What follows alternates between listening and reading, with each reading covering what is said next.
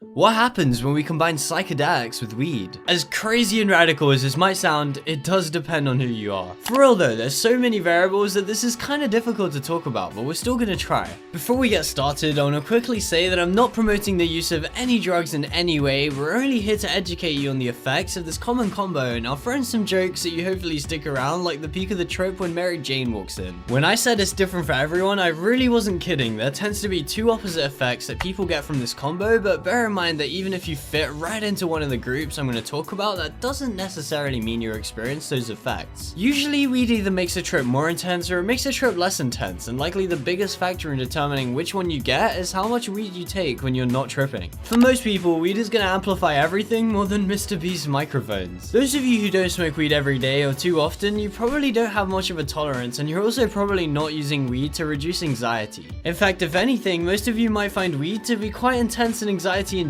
If you're in this group and you haven't tripped before, do not have any weed on your trip. If you really must, then save it for the calm down and go very slowly. We're talking 1 or 2 tokes from a spliff, and then wait and see how you feel before having more kinda slowly. Don't pull a Bezos and take more than you need, because it can and has gone horribly wrong. In today's video, I want to talk to you guys about a popular drug combo that often goes south, and it goes south fast. When I say weed amplifies a trip for people in this no tolerance group, I don't mean you take 100 mics of acid, have a joint, and now it feels like 200. Just a few tokes can potentially bring this up to a 200 mic plus trip intensity, so you've got to be more careful than a stoner in China. When you first smoke weed, it takes about 10 minutes to peak, sometimes longer, so don't do what I did when I first got started with tripping and keep smoking, because before you know it, you won't know anything anymore. You should have a little bit, less than you usually have sober, and then wait some time before having more. Once you have an idea of how X amount affects you, you can then act accordingly. This is why I really don't recommend smoking before the peak of the trip.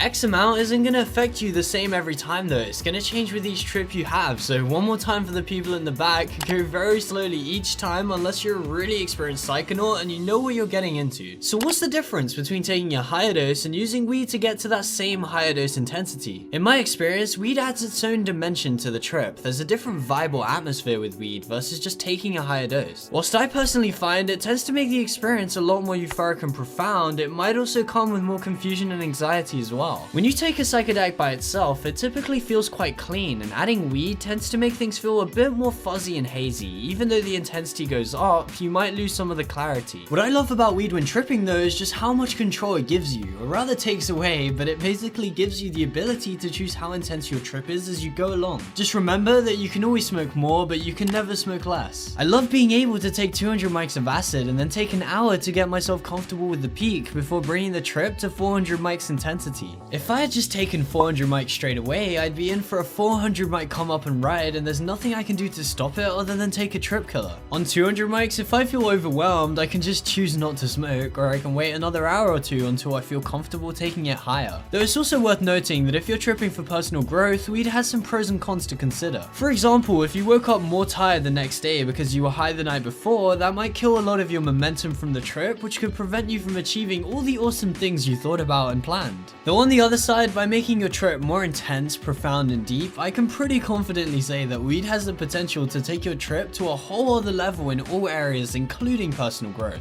I recommend saving weed for the calm down unless you're experienced and you want to take your trip to a new dimension of intensity. Even smoking on the calm down can launch you right back into the peak and beyond, and it usually also makes the psychedelic effects last a lot longer. On the other side of all of this, if you're a daily stoner, then weed can potentially make your trip less intense or at least calmer, though not always. A lot of people who smoke daily might find tripping sober to be less comfortable, and weed might calm you down, chill you out, and make the trip more manageable since that's the headspace you feel most comfortable in. It can also be pretty useful for dealing with nausea, especially with shroomies. Now, I can't really speak from personal experience here. Even when I had a fairly big weed tolerance, it was almost like acid reset it and I was able to get blasted from just a tiny bit. It really goes to show that everyone's different, and ultimately you need to do this yourself to see how it might affect you in particular. It's also worth noting what kind of weed you have will make a big difference too. High CBD strains are more likely to calm you down and chill you out, whilst high THC strains will mindfuck you a lot harder. If you can, try and find higher CBD weed, as it's likely to make your trip a little easier to handle. You can also always supplement CBD beforehand. I want to briefly mention edibles. I think this honestly deserves a video of its own, but in general I think this is a bad idea for most most people since it's way too unpredictable, especially if you're in the low tolerance group. Have I missed anything? I'm always happy to hear feedback and read your stories in the comments below. Give the video a like if you enjoyed it and want more people to see it, and keep being awesome, guys.